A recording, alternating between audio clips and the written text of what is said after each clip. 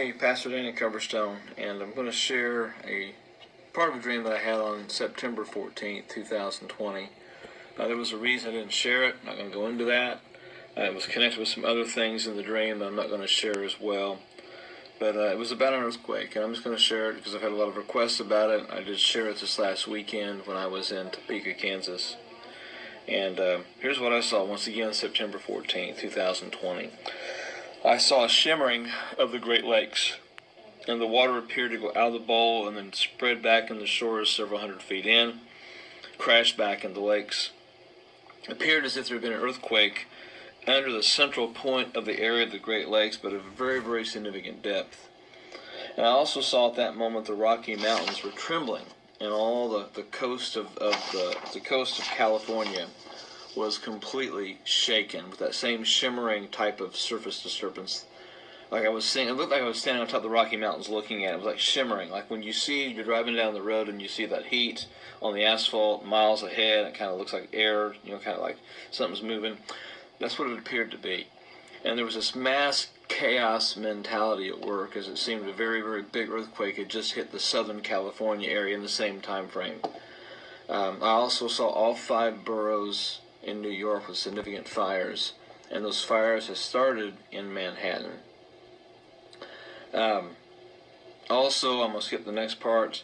The clouds began to churn, and they were mixing with smoke from the fires from New York, and it looked like it was boiling over out of there. And then I saw the clouds began to turn red and ashen, opened up, and it revealed Mount Rushmore. And Mount Rushmore was just there in all its glory, gray clouds behind it, fires in the background. And the face of George Washington spoke out loud and said, "Hold the fort, toe the line, fight." And the clouds covered Mount Rushmore, the monument, again, but the sun came out and it started to rain. So it's raining. And then I saw the Christ-type man that I've seen. He was walking along the National Mall, and he spread his arms out, just like put his arms out wide. And he said, "Now it's up to you, church." So once again, that was September 14th. And I had one last night, and I haven't even written it down yet. But I've been up since about 2:30 thinking about it, praying about it. I saw a bunch of people holding a wall, pushing against the wall. It's like they were supporting it. And behind that wall was a huge bunch of water.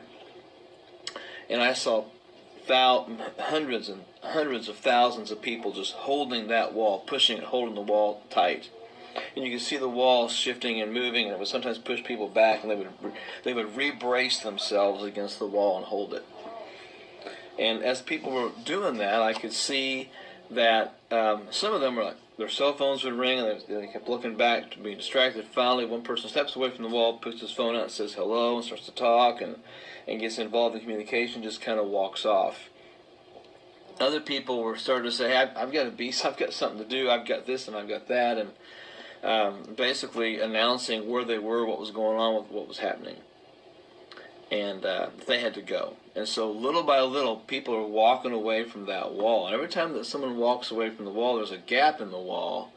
And as it happens, the wall begins to spread, and the people have to re-brace themselves and push harder. So now you've got fewer people holding that wall.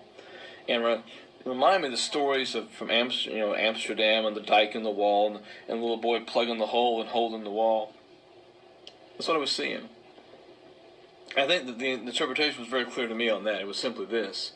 We've been holding the wall since September, and we cannot stop holding that wall. We can't walk away from it. We can't be distracted. We have to keep praying. We have to keep seeking. We have to keep fasting. We have to keep trusting the Lord. I have a pastor friend from Pakistan, who told me this last weekend in Topeka, Kansas, that he is going to pray and fast through the inauguration. And I think that's probably a good plan. So once again, Christians, we cannot step back from holding that wall in place.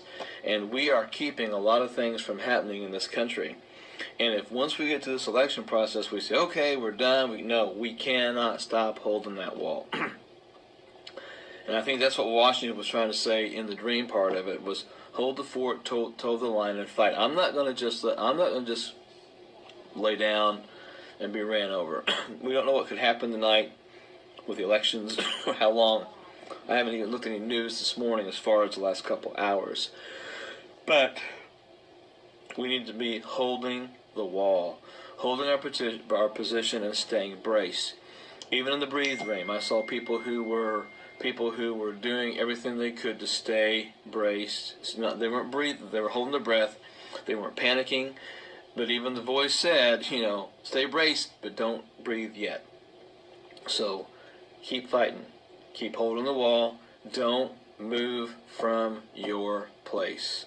We've got too much stuff to pray about, too much stuff to fast about. We cannot let down, okay? So that's what I got.